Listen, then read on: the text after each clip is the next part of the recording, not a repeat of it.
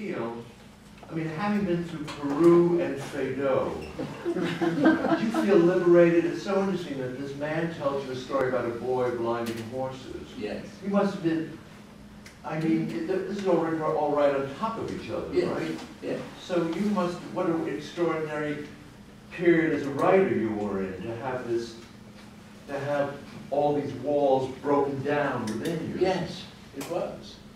And it got more and more extreme, as a way, if you like. You know,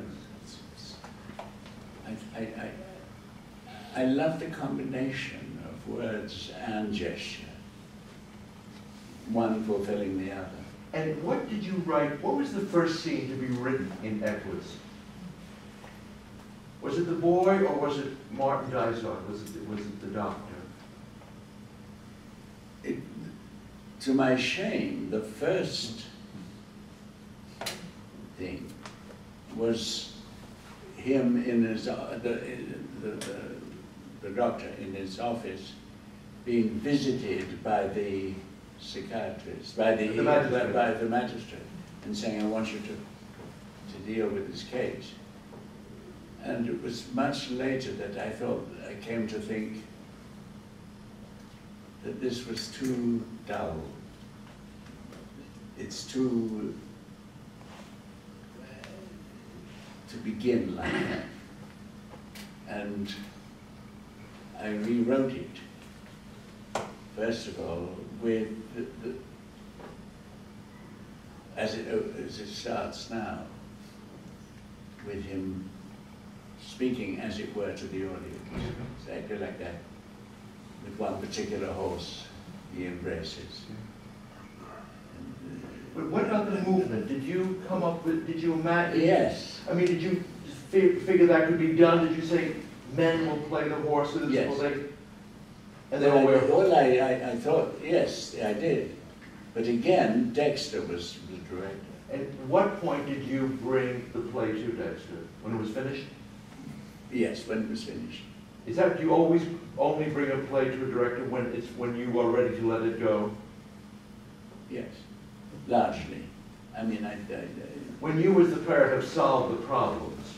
Not always, no. I mean, John would solve lots of problems. Yeah.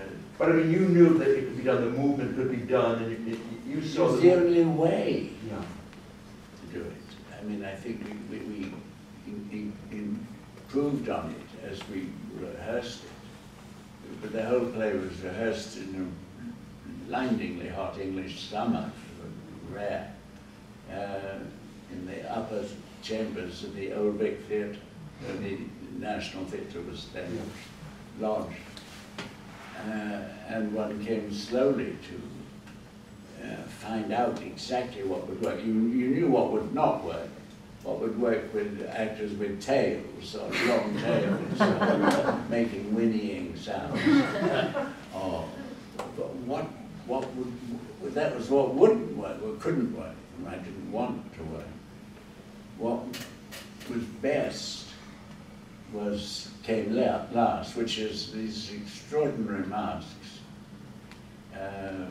striated masks, which they had to be worked on too, because at first there were sort of masks with eyes which went open and shut, and they were sort of dreadful. I don't think worked at all. And so the striations came first, the second, which were marvelous looking. And we took it from there. Did the play connect with an audience immediately? Immediately, yes.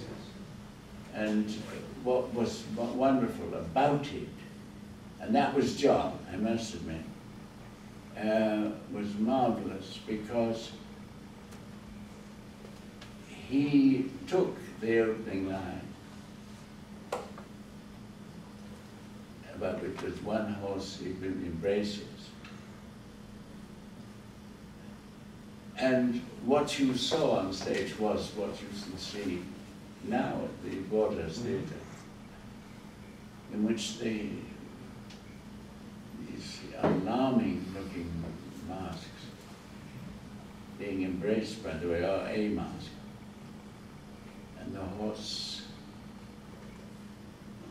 then moved off stage and was not seen again in the first version for an hour. But the audience knew perfectly well that that was going to come back. Have you ever seen a production of that was completely anti-Dexter, that was a complete rethinking of, that surprised you or startled you about all the productions of the play? But how do you mean? Have you ever seen other productions of the play that were done in a very non-Dexter way? Yes, I have, without masks, and they don't work. It doesn't work at all, really. Or with the rather silly mask, with the sort of real, totally equine looks with painted eyes. When you did the revival, did you in any way think of re-examining the play? I know you love to rewrite. Yes, I do.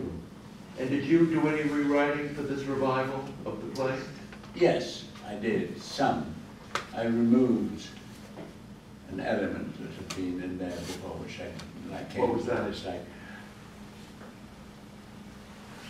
I think that there was a long duologue between him and Hester, the magistrate. Marion Silver. Again.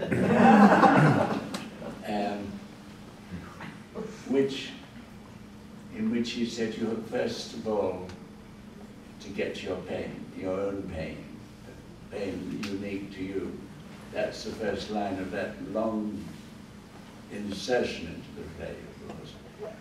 A theme that I came to dislike because it seemed to me to be not only irrelevant, but as a kind of, I don't know, a kind of masochist's charter, if you like. I just didn't like it at all in the end. I got sick of it, and I removed the whole section. Was that in the original production? Yes, once. And that played in New York too, that section? Yes, I remember that. Yes, it did. Yeah. And I think when I came to rewrite it, I thought, it's wrong. It's not what I really want, and it's dominating the play. So I removed it. It's not to be found in now at all, in any version. And you used the same set designer? Yes, John Napier. Were you happy to do that, or Yes. did you wish you had seen? Had you ever thought of taking a new look at it? Well, the strange thing was that we had. This was the first time I worked with a lady, with a woman. She's called Shallock, and she's very, very talented. Young Taylor Shallock. She's marvelous.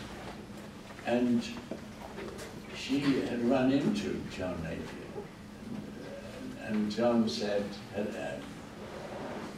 first of all, she had said, I suppose you would think of rethinking the play, which he said, no, I don't want to. I can't repeat anything. And then apparently 2 or 3 days later he called her up and said, I'd like to have another go at it. It was interesting because the first time was sort of the medical amphitheater, with, you had the feeling of a medical amphitheater, and this time it's a Greek temple. Yes.